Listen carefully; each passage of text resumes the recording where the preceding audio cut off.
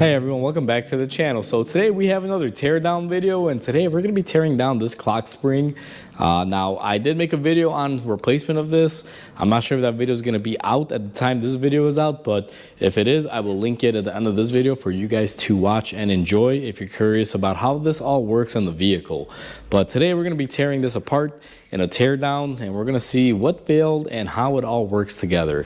Now before we go ahead and begin, if you haven't subscribed to the channel, hit the subscribe button down below. Definitely smash the like button because it helps the channel out. With that said, let's go and get started on today's video. So we have our clock spring here on our bench top, and for those of you that are just curious how this works, basically this attaches to your steering column on this end, and imagine this is your steering wheel. You can feed your wiring powers through, let's say, this connector in the back, and then they can come out through the front. And as you can see, you can rotate this and you maintain your electrical connections without having wires getting, twisted and broken. That's what a clock spring is. And these are actually pretty simple in the way they work, but they do fail quite often because, that cable that's in there, the ribbon cable, just moves back and forth every day. So after so many years, they do fail. And today we're going to open this up. Now, they don't all look like this. Sometimes they can be a little different, but the principle is all the same. This one came off of a Honda Pilot, and we're going to be tearing into it today. So the first thing that I'm going to do is go ahead and remove this connector if I'm able to. See if I can just lift it up because, well, it's really just in the way, and looks like we're gonna have to break it here and try to get it off if it will release. I just want to kind of clean it up and have the core of what we need on the video. Plus, this is nice stress reliever here, just break things. And looks like that side wants to come up, but this side not really wanting to release. So there we go. We're gonna go ahead and just, wow, this is very stubborn. Wow, that thing is not wanting to release here. Let me see if I can. All right, well, the reason why it's not gonna release is because it's not a connector, it's a hard joint. Wow, why would they make it look like it's a connector? That's very interesting. All right, well, I guess we can't go about it that way. So to make it a little bit easier to handle, I guess we are just going to cut our connector here and just put that to the side. Nothing fancy, just a connector. And then in the front here, what I'm gonna do, again, just for sake of easiness, it looks like this is similar. I'm not gonna fall for that trick again, so we're just gonna cut these and move the connectors to the side. That's not really what's important here. We're mainly after this. So to open our clock spring, we're gonna push up on these little tabs here, and it's fairly easy. All you really need is a pocket screwdriver. Now, I will say, if you have one of these at home and you're trying to fix this on your car, do not open this. These aren't really fixable. I'm sure, yeah, you can open them up, but you can also break them when you open them up. So just a word of the wise. I'm gonna open up all these little tabs, and these sometimes suck because you'll open them and then they'll close up on you. So let's see if we got them all here. What I'm probably gonna do is just wind up breaking the tabs up here. Come on. And so all of them look like they're loose, and our cover should release, but let me get this back one here. Maybe this will allow me to get it off a little bit easier. All right, so it looks like this cover needs to come first.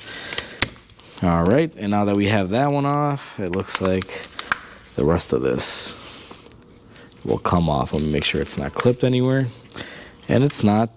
So first things first, let's get rid of the center.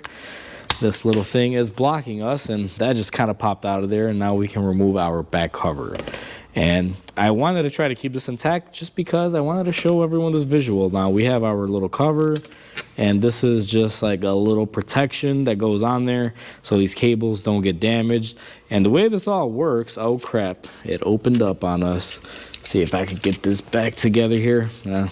Screw that one up because I forgot it'll let loose, but basically you can see it's a cable, and as you turn the wheel here, the cable moves with it and doesn't bind.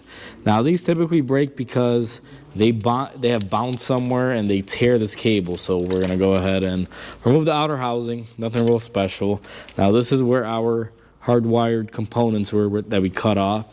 And now what we're gonna do is go ahead and look at our ribbon cable. Now this is similar to a computer ribbon cable, just copper strands of wires in this coating. And these are typically long. I mean, you can see how long this is because this is supposed to, you know, wrap around your steering wheel. So they wanna be extra secure here. Now what I'm gonna do is just go ahead and take it off right there.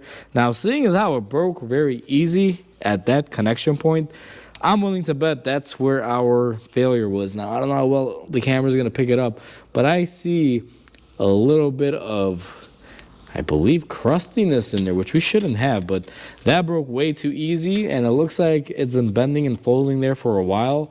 I think that was our failure, but typically on some of these, what'll happen is somewhere in this connection of this long ribbon cable, there will be a wire or something that breaks in here. You can see there's about, I want to say what, 1, 2, 3, about 10 wires in here, maybe a little bit less. And they tend to break. Now, these can break easy. Let's say it bends like this, and then you bend it back that way. That right there will create a weak point. Now, if it keeps bending, eventually it will break. Since this is a tough cable and it shouldn't break, and you guys saw how easy it broke off of that, I am 100% sure that was our failure point right there. Now, what I'm going to do just to verify is you can go along the cable and just look at front to back to see if there were any other connections on here that were broken. But to be honest with you, I'm not really seeing anything, and I'm not going to bore everyone by me going through this whole cable. But basically, that was our failure point right there. Now this is going to be a pretty quick, simple, short video because there's not a whole lot to this. On this side we have another, I guess you can call this a protection sleeve like we had on the other side. Let me see if I could just pop this up just like that. And then our wires will go in here on this little clip portion. And again, all of these styles will vary. This one is from a Honda. Different applications have different designs. But basically, if you were to remove this or break it off like we did, then you can get the connector off. And then in here is where the wire will go in further and basically connect to all those other wires that we cut. Pretty simple, pretty basic, pretty easy. That is what is inside your clock spring. Pretty short video. Hopefully you guys found this interesting. So before I end this video, I actually thought since you guys are curious, this all lives in your steering wheel. Look at how long these wires are. And this is the reason why a clock spring has its ability to do what it does, because you are not going to be able to bind this up even if you turn your wheel a few times. As you can see, it'll basically form and it doesn't bend easy. And this all fits in that little assembly. And I mean, this thing's taller than me. This is probably maybe like 8 feet, maybe 10 feet of cable that's in there. So I thought this was very cool and kind of funny, and I'm sure you guys might like it. So just want to include that in there. That's how long this ribbon cable is.